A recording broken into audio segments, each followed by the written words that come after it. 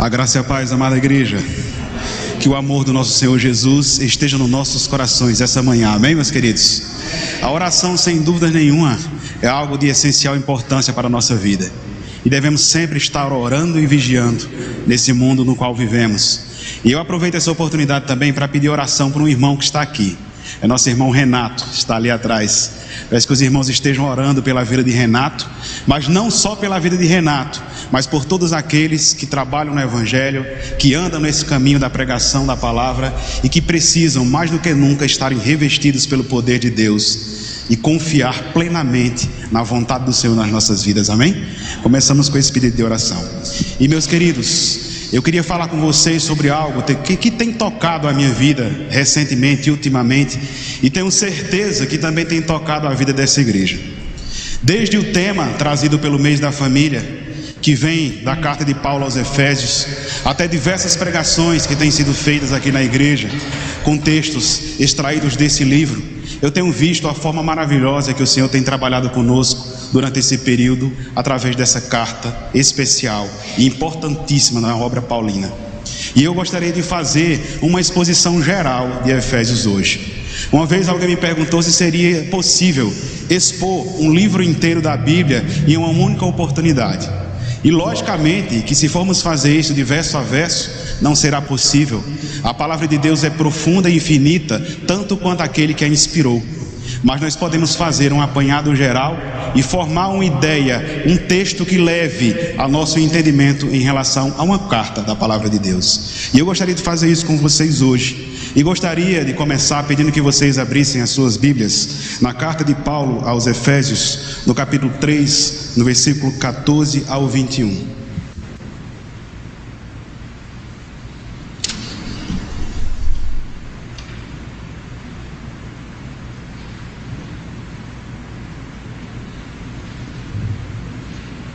Amém?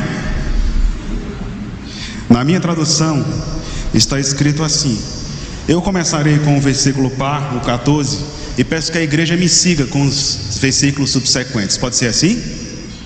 Na minha tradução, no versículo 14 está escrito: por esta causa me ponho de joelhos diante do Pai,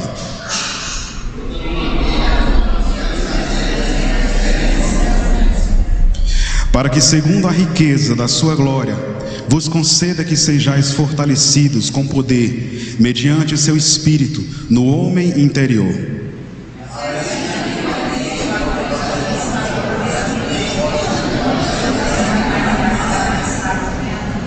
A fim de poderdes compreender com todos os santos qual é a largura e o comprimento, e a altura e a profundidade.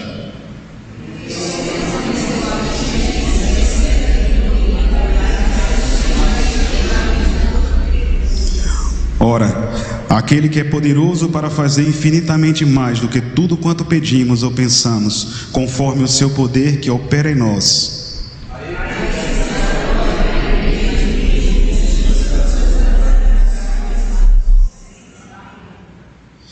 Essa carta que Paulo escreve aos Efésios, ela é dividida em duas partes bem claras, essa divisão.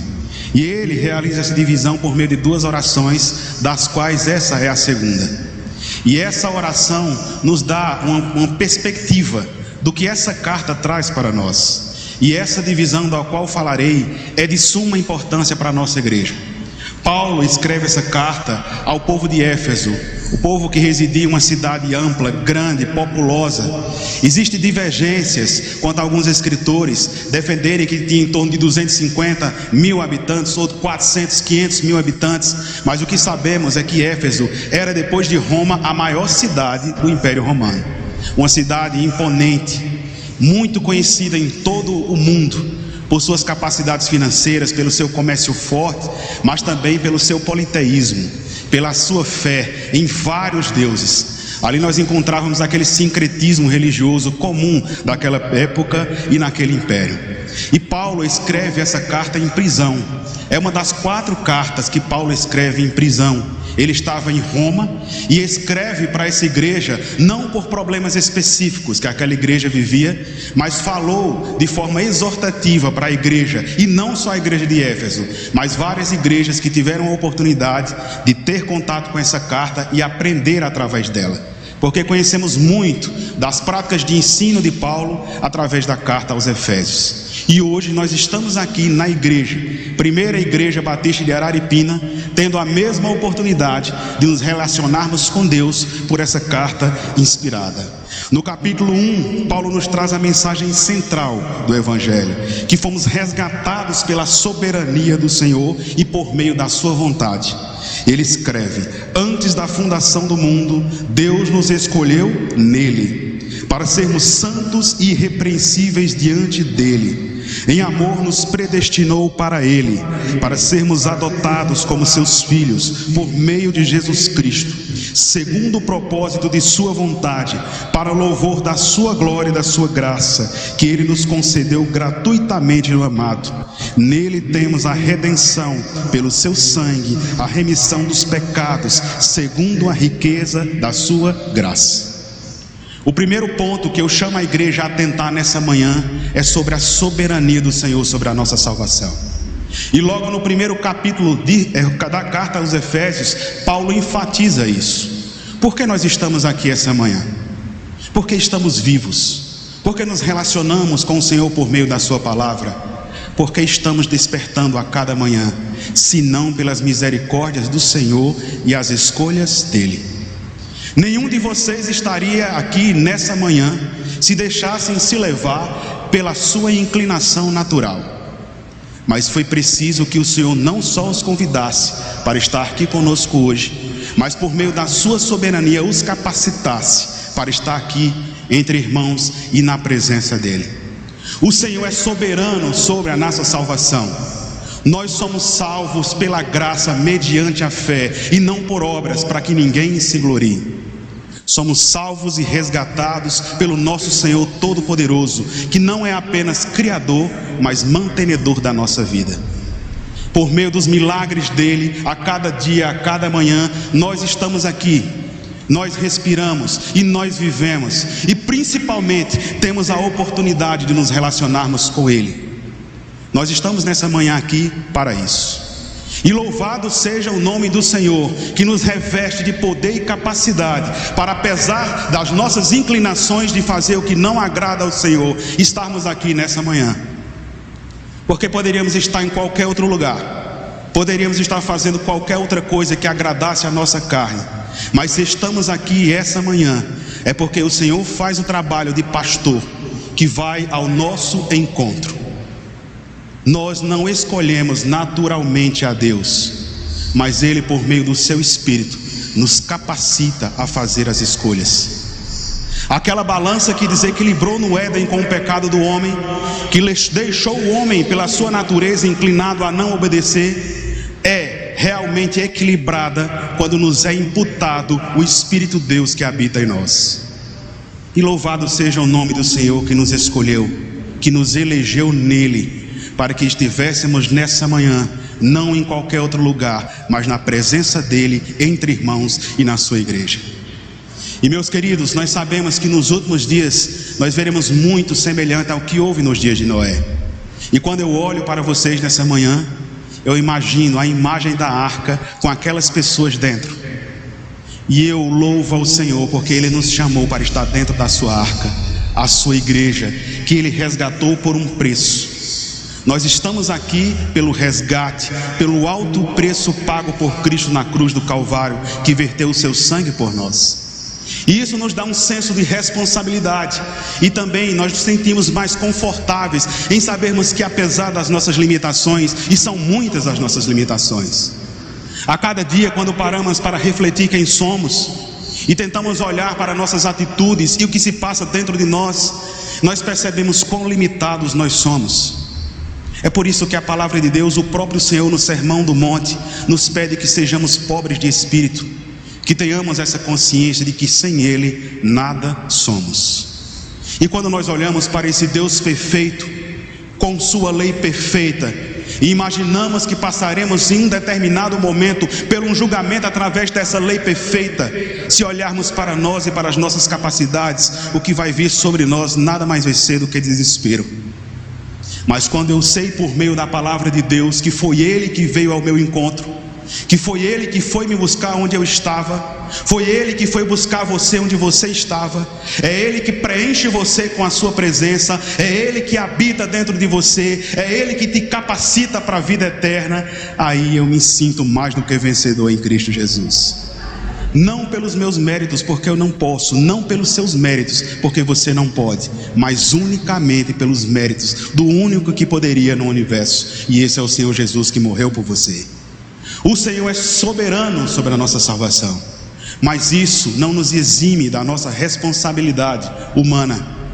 Nós precisamos entender que com o pecado nós somos limitados quanto ao livre-arbítrio. A nossa natureza nos inclina para o mal, mas nós não podemos usar isso como desculpas, porque nós temos nossa livre agência. Nós é que damos os passos em direção ao Senhor. A única coisa que é modificada é o fator que motiva a sua decisão.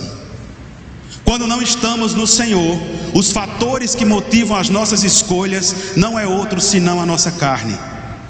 Mas, quando estou no Senhor, o fator que motiva as minhas decisões é o Espírito de Deus que habita em mim, que habita em nós. E isso faz toda a diferença. Por isso somos indesculpáveis diante do Senhor. Não podemos passar uma vida declarando em palavras sermos crentes no Senhor e usarmos como desculpa que não tenho liberdade pela minha carne de obedecer, sendo que Jesus morreu por mim e por você. Jesus imputou em mim e em você o seu Espírito, justamente para me capacitar a obedecer, porque aquele que me ama guarda os meus. Quer saber se você ama ao Senhor? Observa a tua vida, observa o teu portar nesse mundo, observa os teus atos, observa o que você tem feito com a sua vida, e você saberá se você verdadeiramente ama ao Senhor, se a sua vida estiver alinhada com a vontade dEle e não com a sua. Assim nós amamos ao Senhor. Mas o que nós vemos aí é um evangelho pregado, um evangelho barato, que não é o evangelho eterno e verdadeiro. É um evangelho de apenas realizações pessoais.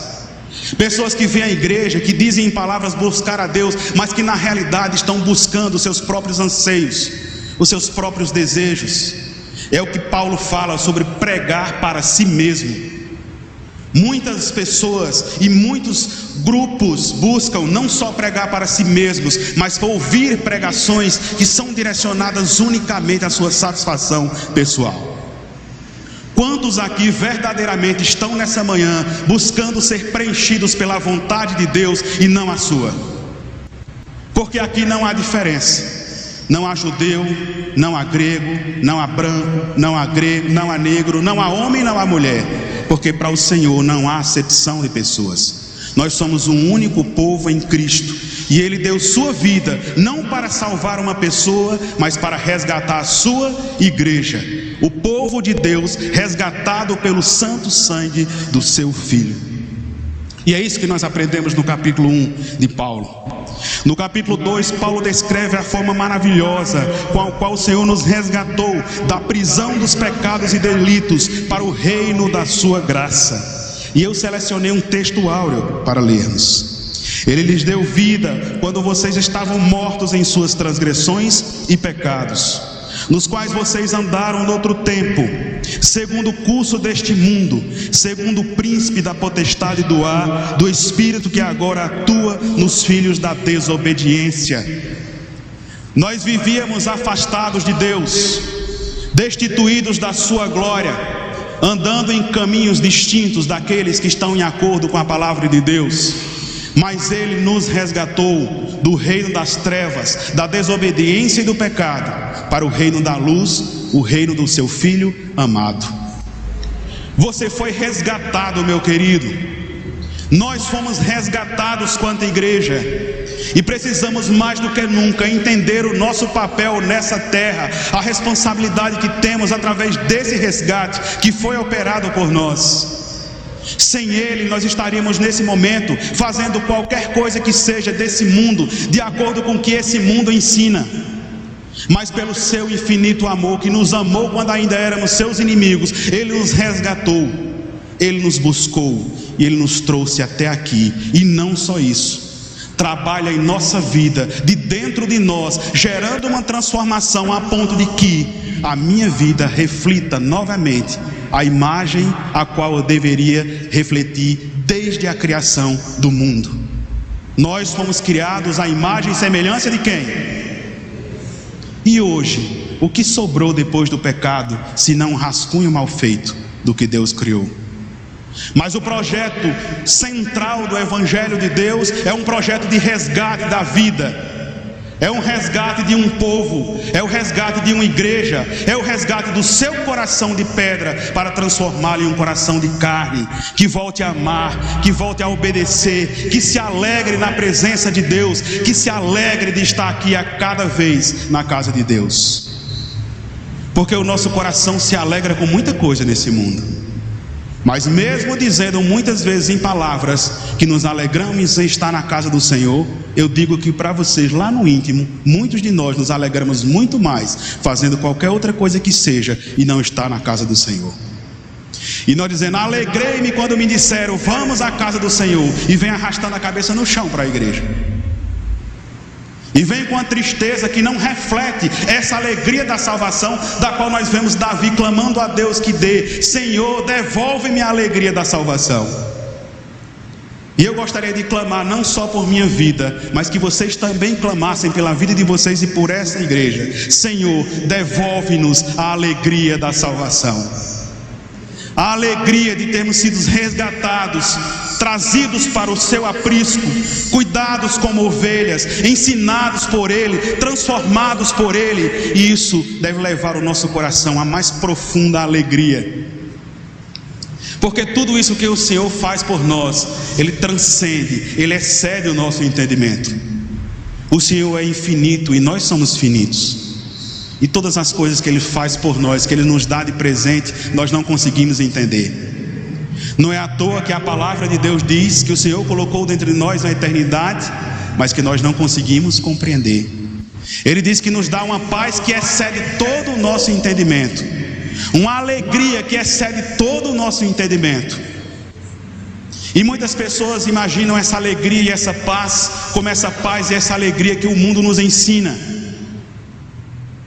Mas a paz e a alegria que o Senhor nos dá é aquela que, apesar do que nós enfrentamos nessa vida, apesar das dores que eu carrego nessa vida, no meu coração, eu sou feliz, porque eu sei que tem algo a mais que me espera no porvir. Eu não estou nesse mundo perdido, sem saber de onde eu vim, o que eu devo fazer e para onde eu irei. Eu sei quem me criou, eu sei quem me mantém. Eu sei de que forma eu preciso viver a minha vida, pois preciso viver a minha vida em obediência ao Senhor. E principalmente não vivo em desesperança, pois eu tenho esperança num Salvador que vive, e está nos céus preparando lugar para cada um de nós. Não se turbe o vosso coração, credes em Deus, credes também em mim. Na casa do meu pai há muitas moradas, e se não fosse assim eu vou-lo teria dito. Vou preparar-vos lugar, e virei outra vez, e vos levarei para mim mesmo, para que onde eu estou, estejais vós também. Como não se alegrar com a esperança dessa em nosso coração? Como não se alegrar em fazer parte do povo de Deus? Como não se alegrar de saber que passaremos a eternidade, não mais iluminados pela luz do sol, mas iluminados pela luz grandiosa da graça presente do nosso Salvador, numa cidade não construída por homens, mas edificada pelo próprio Deus vivo. Ele deu vida quando vocês estavam mortos em suas transgressões e pecados, nos quais vocês andaram noutro tempo, segundo o curso deste mundo, segundo o príncipe da potestade do ar, do espírito que agora atua nos filhos da desobediência. Nós andávamos em desarmonia com o Senhor, desequilibrados, fora do caminho no qual nós deveríamos andar, como um carro preparado para o asfalto, andando nas estradas esburacadas, né, irmão Eduardo? nós andávamos assim. Mas se buscamos ser plenamente felizes e alcançar essa paz da qual falei, não existe outro meio senão voltar para os caminhos que nos conduzem à salvação. Por isso não podemos estar aqui nessa igreja de qualquer jeito, e nem arrastar a cabeça no chão quando dizem-me, vamos à casa do Senhor, mas me alegrar, porque foi grandiosa a obra que fez por mim e fez por essa igreja. Que momento especial temos aqui. Nós temos liberdade, olha as Bíblias que vocês têm em suas mãos. Nós temos liberdade de portar a palavra de Deus, estudar a palavra de Deus, levar esse evangelho que liberta para outras pessoas. Nós ainda temos essa liberdade. Mas eu digo para vocês, a palavra de Deus nos diz que haverão momentos nessa terra em que não mais teremos essa liberdade. Aproveitemos então esse tempo em gratidão ao Senhor, de viver na sua presença, de nos relacionarmos com Ele, de aprendermos dEle e principalmente sermos revestidos completamente da força do seu poder, para que possamos resistir nos dias maus nessa terra. Ele nos deu vida, e vida em abundância. Não vida de qualquer jeito, não para viver do mesmo jeito, mas para viver unicamente na presença do Senhor. No capítulo 3, Paulo nos traz a revelação de um mistério. A barreira de separação étnica não existe mais. Somos povo, unidos pela fé e salvos em Cristo.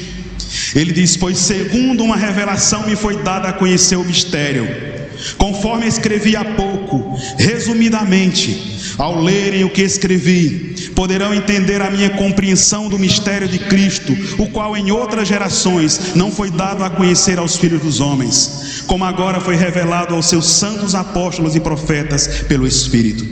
O mistério é que os gentios são cordeiros, membros do mesmo corpo e coparticipantes da promessa em Cristo Jesus por meio do Evangelho. Bendito seja esse mistério revelado. Nós somos povo de Deus. Não há mais grego, gentil, judeu, índio, negro, branco. As barreiras de separação que existiam não existem mais. O povo de Deus não pode ser um povo dividido. E nós vemos no contexto histórico da igreja primitiva essa realidade, igreja dividida, judeus e não judeus. Mas nós vemos ele revelando esse mistério desde antes da fundação do mundo. Deus sempre projetou ter um povo, não vários povos, não vários povos. Por isso eu não sou dispensacionalista. Eu não acredito nesses papéis diferenciados, mas acredito que o Senhor tem um povo. O véu do templo se rasgou e nós hoje temos contato com o Santo dos Santos, com o Senhor das nossas vidas, mas também se rasgou, simbolizando que nós somos um povo unido. E quanto igreja precisamos viver nessa unidade, vivermos consciente que temos papéis, sim, somos diferentes, sim, mas somos um apesar da nossa diversidade, porque temos um só Espírito, temos um só batismo, temos um só Deus e Pai, temos um só Salvador, e Ele está entre nós. Meus queridos, não há aquele papel que supere ao outro em importância. Todos são importância. Aqui as tradições familiares ficam daquela porta para trás. Daqui a sua conta bancária fica daquela porta para trás. O que nós temos aqui é um povo. Se um sente dor, todo o corpo sofre. Se um está fraco, todo o corpo sofre. Precisamos desenvolver em nós esse entendimento, que cada um tem o seu papel, cada bagagem, cada história que está presente aqui, porque cada um tem sua história, cada um tem sua bagagem. É importante para encontrar e ser ouvidos por determinada vida que passa por aquela situação que você conhece. E pode ter plena certeza que o Senhor te usará como instrumento para operar esse alcance, para resgatar aquela vida. Então aqui não é o mais eloquente, que deve ser melhor considerado, não é o que estudou mais, mas aquele que foi resgatado por um único preço, o sangue de Cristo. Cada um que está aqui tem um único valor, e é o sangue de Cristo que foi derramado por você. Nada As portas do céu não serão abertas por causa da minha conta bancária, ou pelo doutorado ou pós-doutorado que qualquer um tenha sido feito. Quanta coisa você fez nessa vida, mas será aberto pelo sangue do Cordeiro que te reveste. Pelo sangue do Cordeiro que reveste, que te cobre, que apaga uma multidão de pecados que existem em você. E é isso que o capítulo 3 nos faz. Fala que não existem essas barreiras, não só entre judeus e gentios, mas também não existem barreiras entre nós. E precisamos ser irmãos verdadeiramente, meus queridos. Aprender a viver como irmãos verdadeiramente. Quantos aqui querem estar na eternidade? Quantos aqui desejam estar na eternidade com essa igreja? Pois comecem a viver como para a eternidade agora. Porque você não vai conseguir viver uma eternidade ao lado dos seus desafetos. Verdade ou mentira? Cuidemos da nossa vida entre os irmãos e entendamos que somos corpo. E o que aconteceria se o fígado vivesse em guerra contra o coração? O corpo sobreviveria, sim ou não? E como eu quero viver quanto corpo, tendo discórdia entre mim e o meu irmão, não amando o meu irmão, não buscando atendê-lo na sua dor, não servindo quando deveria servir, mas usando o meu tempo apenas para criticar? Porque é muito fácil observar o que é feito e criticar como mal feito, mas ninguém se põe, ou quase ninguém, a fazer o bem feito. Se você quer que algo aconteça diferente, haja diferente. Isso é um clichê. E eu repetirei outra coisa: se você quer promover uma mudança, comece por você. Outro clichê, mas que precisa ser repetido sem dúvida nenhuma: comece por você. E aí eu vejo pessoas criticando: essa igreja é muito crítica, eu não vou fazer porque todo mundo critica. E aquela mesma pessoa que reclama da crítica também critica. Que discordância é essa? Será que nós temos vivido de acordo com o que falamos? Ou só falamos e vivemos em total diversidade daquilo que nós falamos? Meus queridos, nós precisamos entender que essa barreira foi eliminada em Cristo. Somos um em Cristo e agimos como corpo. Amém, igreja? No capítulo 4, o apóstolo nos exorta a vivermos em união. Após revelar as verdades no Evangelho, nos primeiros 3 capítulos, ele começa a nos exortar a vivermos de forma digna a esse Evangelho. Lembra da divisão que eu falei para vocês de Efésios? Os primeiros 3 capítulos, nós observamos que ele fala sobre as riquezas que Deus nos ofereceu, a forma que ele nos resgatou, o trabalho operado em nós. E nós vemos isso pela oração no capítulo 1. Se vocês observarem a oração no capítulo 1, ele descreve as riquezas que estão disponíveis para nós. E não estavam disponíveis somente naquele tempo, estão disponíveis para nós hoje, sim ou não? O poder de Deus está disponível para nós hoje, sim ou não?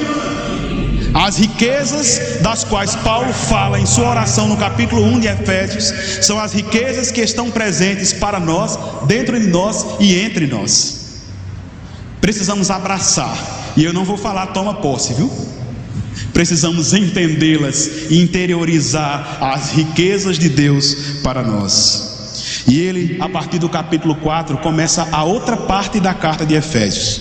Fala sobre as riquezas de Deus, a forma que Deus trabalha conosco, mas o capítulo 4 começa com um portanto. Se ele fez tudo isso por você, se ele trabalhou dessa forma por você, se todas essas riquezas estão disponíveis para você, como você vai viver a partir daí? E ele começa a discorrer: por isso eu sou prisioneiro no Senhor, peço que vocês vivam de maneira digna da vocação a que foram chamados, com toda a humildade e mansidão, com longanimidade, suportando uns aos outros em amor, fazendo tudo para preservar a unidade do Espírito no vínculo de quê? Da paz. Precisamos nos tornar unidos pelo vínculo do amor. Ele reveste todas as coisas, e estamos aqui para viver uma vida de salvos e transformados. Fomos chamados e resgatados para novidade de vida, vida de obediência, vida na presença de Deus. Portanto, quanto filhos de Deus, devemos levar uma vida que esteja em harmonia com o reino de Deus. No reino de Deus nunca haverá pessoas infelizes, pode ter certeza. Mas eu digo que se nós levarmos toda a nossa vida vivendo de acordo com o que o mundo nos ensina, vivendo nossa vida da forma que o mundo vive, eu digo para vocês que de maneira nenhuma nos sentiremos realizados nos céus.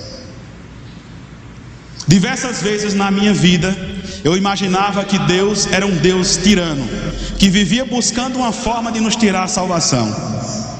Passei muitos anos da minha vida fazendo parte de um meio que me ensinava mais ou menos assim, de que através do meu esforço, do meu martírio pessoal, eu alcançaria Deus. Mas quando eu descobri que eu sou salvo pela graça mediante a fé, e que Ele busca me salvar e não tirar a minha salvação, isso encheu o meu coração de alegria.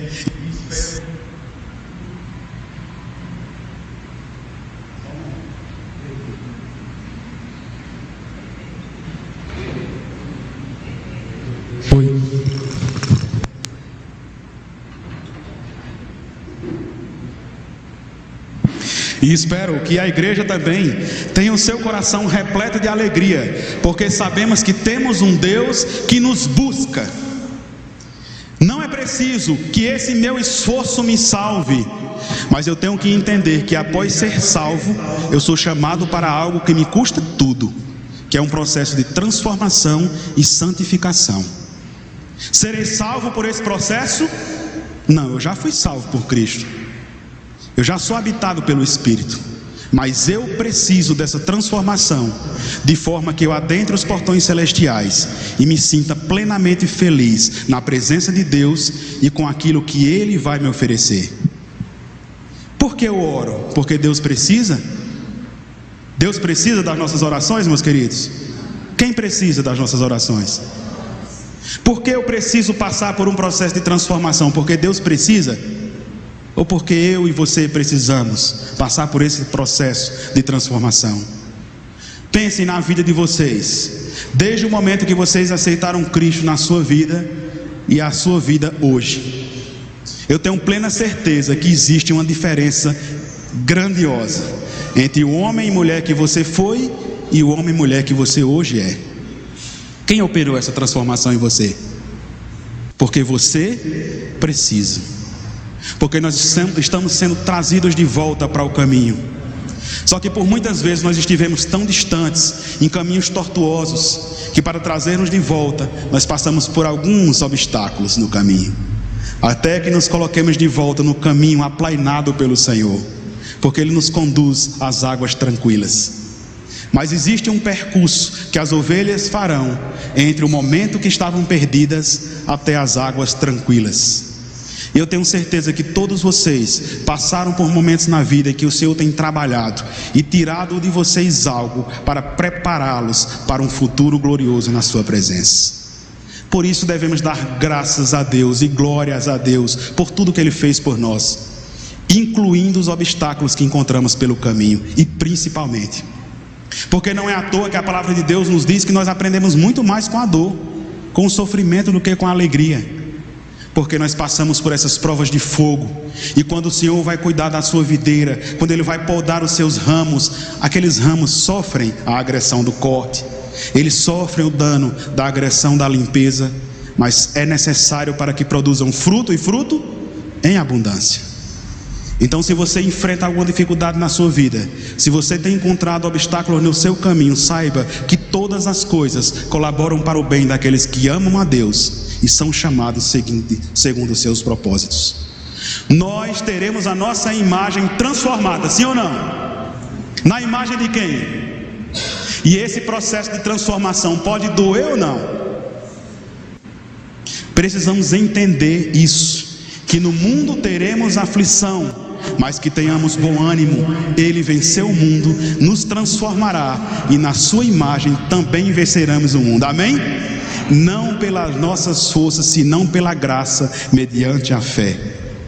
E ele continua no capítulo 5, Neste capítulo vemos de que forma precisamos andar nesse mundo, o fruto da luz e as obras das trevas. E além disso, vemos Paulo discorrer sobre a família, os papéis e comportamentos que precisam ser adotados. E olha, eu creio que todas as famílias precisam atentar bem para o capítulo 5 de Efésios, principalmente nesse mês ou durante toda a sua vida, né, irmã? Precisamos atentar para o capítulo 5 de Efésios, porque ele nos ensina diversas coisas. Ele nos ensina diversas coisas. Ele diz: dando sempre graças por tudo a nosso Deus e Pai, em nome de nosso Senhor Jesus Cristo. Sujeitem-se uns aos outros no temor de Cristo. Precisamos entender os nossos papéis nesse mundo. Precisamos entender os nossos papéis nos nossos lares, porque nós estamos em um mundo que tenta inverter os papéis, que tentam desestruturar nossas famílias. E mais do que nunca, não podemos ler a palavra de Deus com o filtro que o mundo nos dá, mas em oração ao Espírito de Deus, que nos leva a entender o que é submeter-se ao outro, o que é colocar as necessidades do outro antes das suas, o que é pensar no bem do outro antes do seu. E é muito fácil falar isso em palavras, que eu coloco a necessidade dos outros antes das minhas, mas quão difícil é fazê-lo. Sonde a sua vida nesse momento. Pense sobre as escolhas que você tem feito. Você tem primado pelas necessidades do seu próximo, ou você tem primado muito mais pelas suas necessidades, e o seu próximo fica com o que resta de você, o que é sobejado da sua mesa, as migalhas que caem da sua mesa? Como eu tenho vivido? Eu tenho vivido pensando primeiramente nas necessidades da minha esposa, dos meus filhos, dos meus irmãos, da minha igreja, ou eu tenho buscado satisfazer as minhas vontades? E nós vemos hoje muitos casamentos destruídos. Por que casamentos destruídos? Porque sempre vivemos na busca de realização pessoal. Grande número de casamentos acabam porque as pessoas entram no casamento imaginando que estão entrando naquele lugar com um único fim: se fazerem felizes, ou que o outro o faça feliz. Isso é possível? Qual o único ser em todo o universo capaz de nos dar completude? Como eu vou me completar buscando isso em outra pessoa que é tão ou mais incompleta do que eu? É por isso que existe tanta decepção. Nos primeiros momentos, vou mostrar o meu melhor, e o casamento flui, e as coisas parecem irem bem, e passam 1 ano, e 2 anos, e 3 anos, e as coisas começam a aparecer como realmente são, e a decepção é profunda. E estudos mostram que são mais de 10 anos para que um casal comece a viver plenamente como eles são. Mostrarem-se sem máscaras. Porque quando nós nos mostramos sem máscaras, por vezes nós causamos medo nos outros. E nós precisamos entender também, meus queridos, que nós estamos neste mundo para servir. Nós não estamos na igreja para procurar os melhores lugares. Nós não estamos aqui para ser agradados e acariciados por palavras. Nós estamos na igreja para servir a Deus apenas, mas para servir a Deus e também servir ao nosso próximo, porque servindo ao meu próximo, eu estou amando a Deus. Todas as coisas de fé praticadas por meio da palavra convergem para um único ponto: adoração a Deus.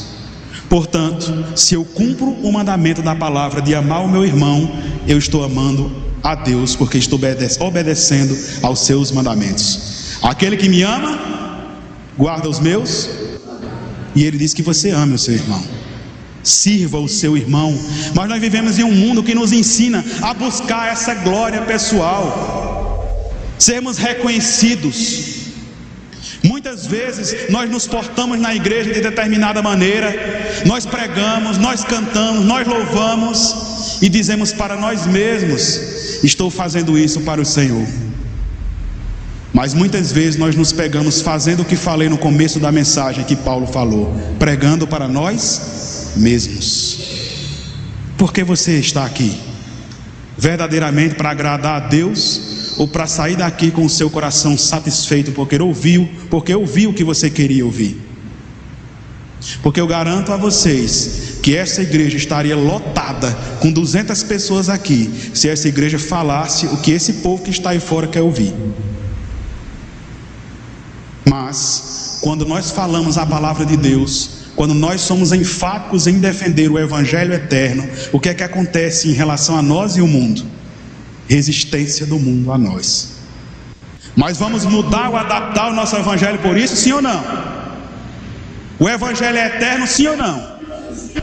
Como eu poderei mudar o que é eterno? Eu não tenho autoridade para fazê-lo. Portanto, vivamos o evangelho e defendamos as bandeiras do evangelho eterno. Eu não nego a necessidade de contextualização, de forma nenhuma.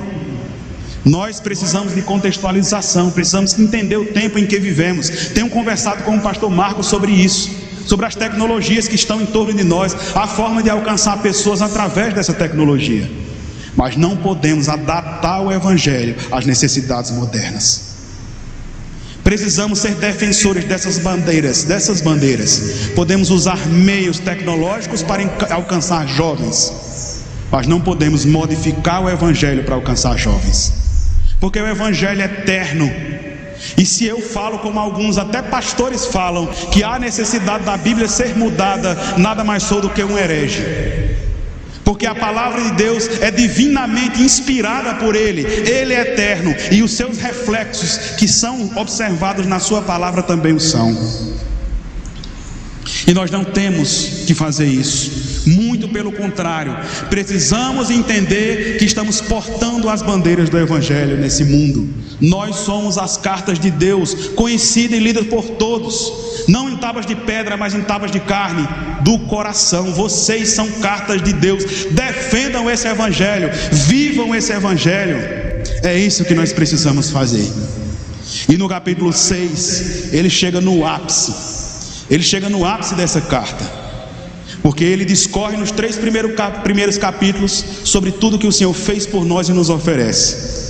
Ele discorre nos outros 2 capítulos a respeito da vida que nós devemos tomar nesse mundo, seguir nesse mundo, entre as pessoas e dentro da nossa família, o nosso primeiro púlpito.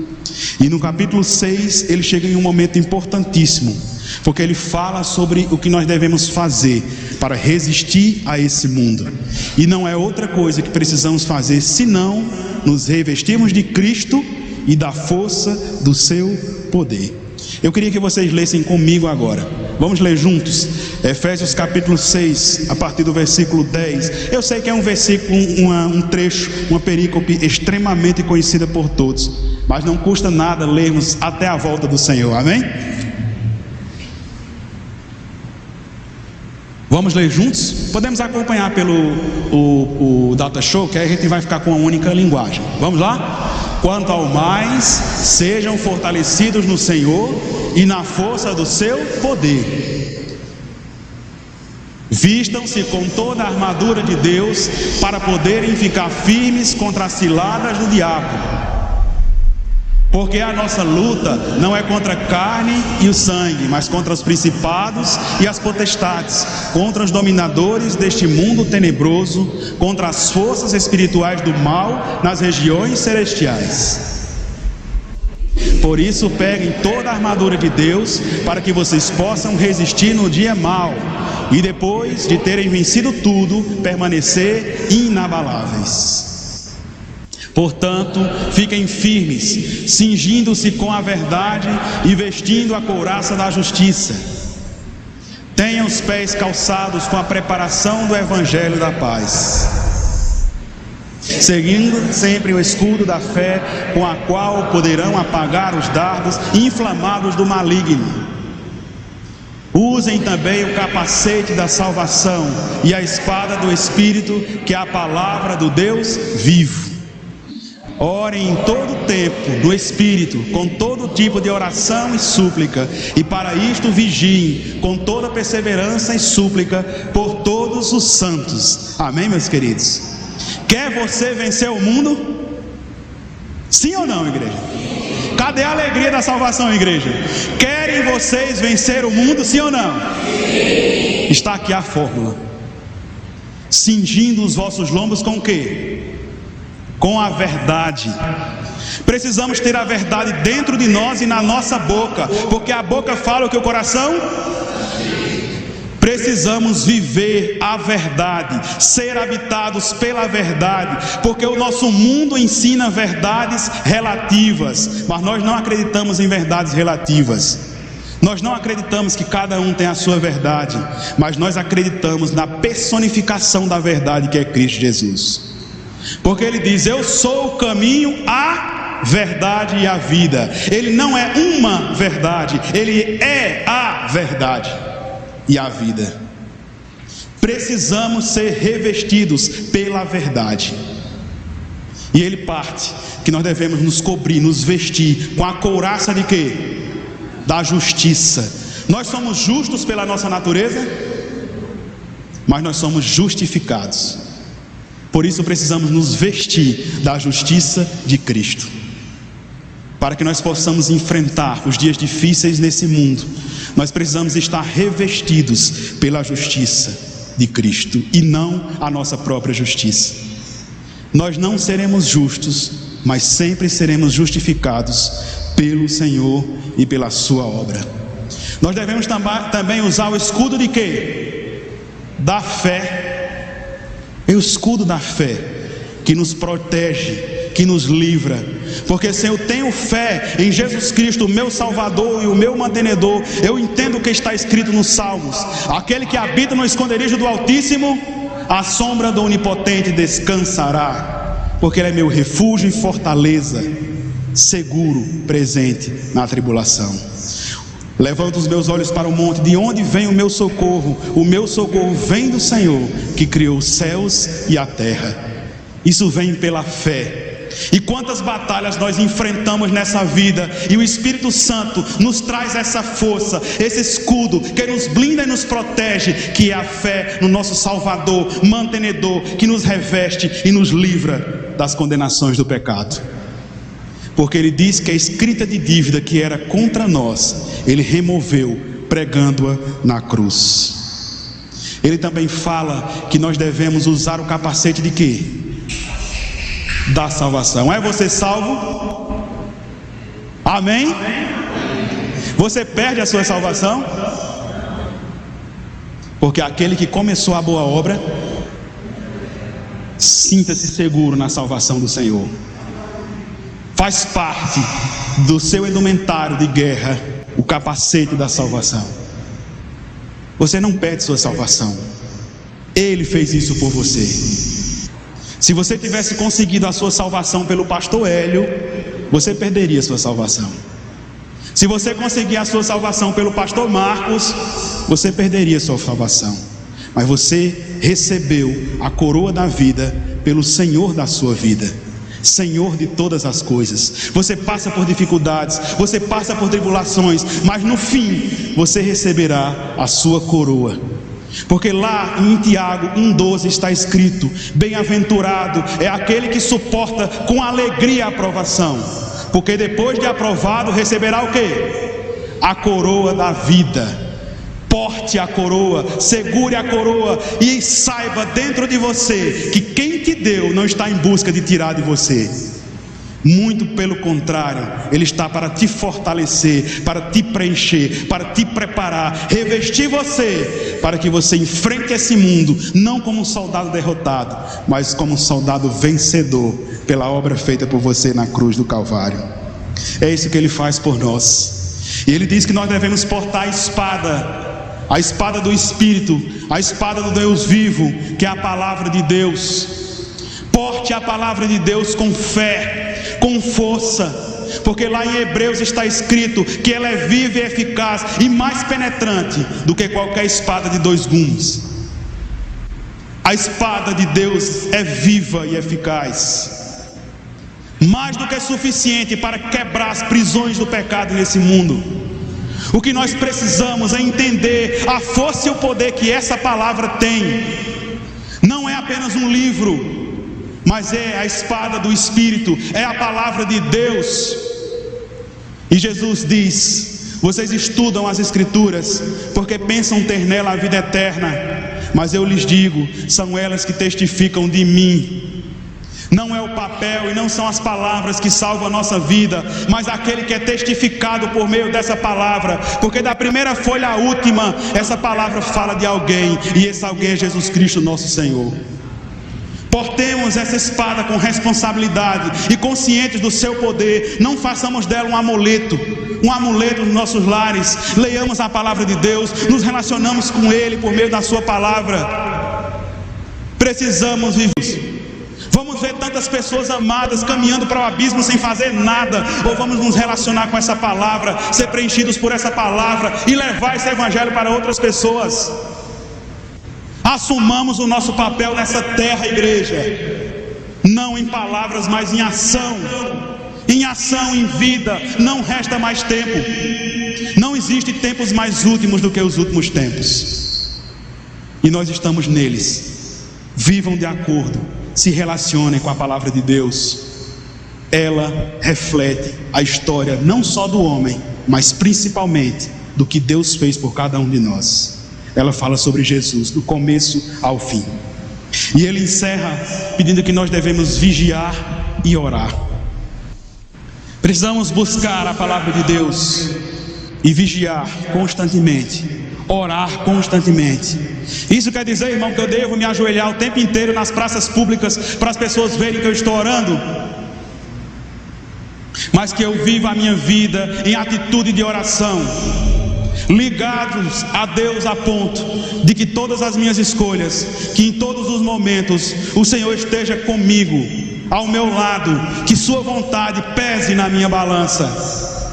Porque não adianta nada eu vir aqui estar com vocês, abrir a Bíblia, falar com vocês, e todas as minhas escolhas saindo daquela porta adiante serem as mesmas que eu sempre fiz, sem pensar em nenhum momento no Senhor. Mas quando Ele é o peso que equilibra a minha balança, tudo começa a fazer sentido na minha vida. Tudo começa a fazer sentido na minha vida. Que o Senhor esteja preenchendo os nossos corações, o nosso ser, a nossa existência.